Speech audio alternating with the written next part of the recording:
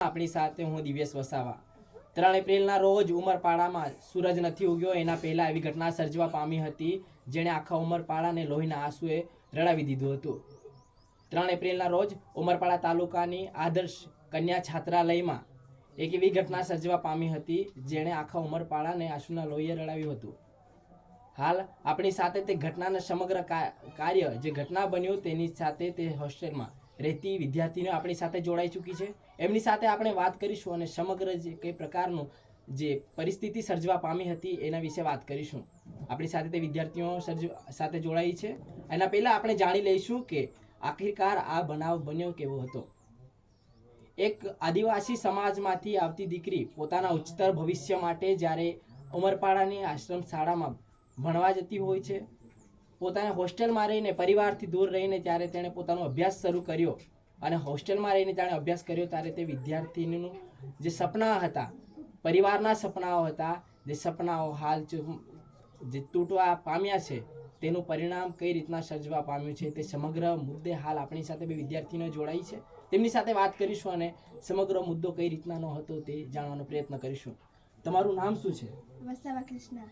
તમારું? વસાવા સુહાનીબેન જગદીશભાઈ।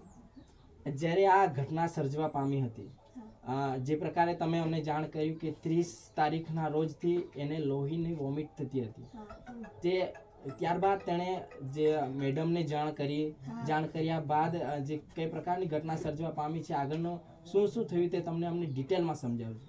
અમે મેડમને જાણ કરેલી પણ એમ કહેતા હતા વોર્ડન કે તમારા તો બાના જ છે, વાંચવાનું પડે, પરીક્ષા આવી છે એટલે વાંચવાનું નહીં પડે એમ કરીને, તમારા તો બાના છે, જા મેં નથી કરી આપતી એમ કરીને મેં રોજ જ કહેતી હતી, 30 તારીખથી રોજ જ કહેતી હતી પણ અમને ફોન નથી કરી આપતા હતા। પછી વિદ્યાર્થીને તમને કંઈક એમને કોઈ દ્વારા મારવામાં આવી છે કંઈ જાણકારી આપેલી? મારેલું છે એમ તો કહેતી હતી પણ કોણે માર્યો એની કહેતી હતી।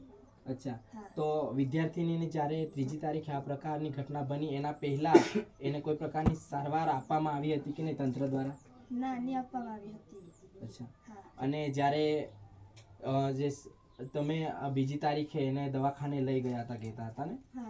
અને કઈ જગ્યાએ લઈ ગયા હતા દવાખાને? કઈ સરકારી હોસ્પિટલમાં લઈ ગયા હતા કે કોઈ પ્રાઇવેટ દવાખાનામાં લઈ ગયા હતા? એ તો નથી ખબર પણ લઈ ગયેલા।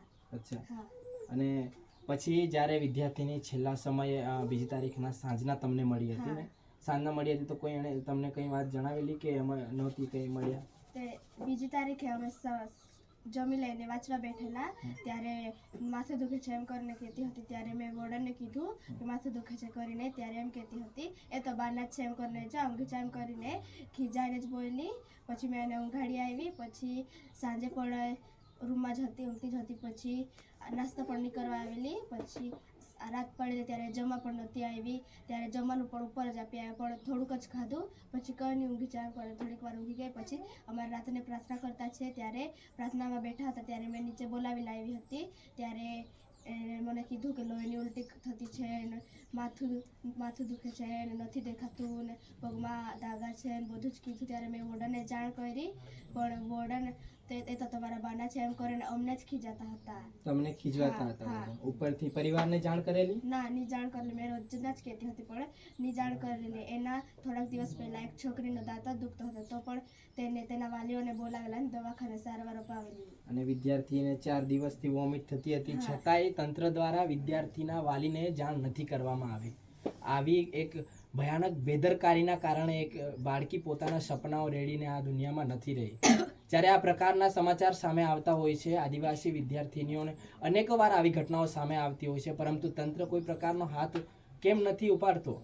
આખિરકાર તંત્ર કાર્ય કેમ નથી કરતું એના પર આપણે હાલમાં જોવાનું રહેશે। આ સમગ્ર મુદ્દે આ સમગ્ર ઘટના બન્યા બાદ તંત્ર દ્વારા કાર્યવાહી હાથ ધરવામાં આવી છે। ઉમરપાડા પોલીસ દ્વારા FIR દર્જ કરવામાં આવી છે અને ત્યારબાદ જે કાર્યવાહી છે આગળની તે ચાલુ કરવામાં આવી છે, પણ તંત્ર હવે નજર રહેશે કે ખરેખર આ આદિવાસી પરિવારને શું તંત્ર ન્યાય આપી શકશે કે નહીં, જોવાનું રહેશે। આપણી સાથે વિદ્યાર્થીનીના મામા પણ સાથે જોડાઈ ચૂક્યા છે, એમની સાથે પણ વાત કરીશું અને જે સમગ્ર આગળનું જે પ્રક્રિયા છે તે કેવી રીતના ગઈ હતી તે આપણે જાણવાનો પ્રયત્ન કરીશું। મામાને હાથ દેજો।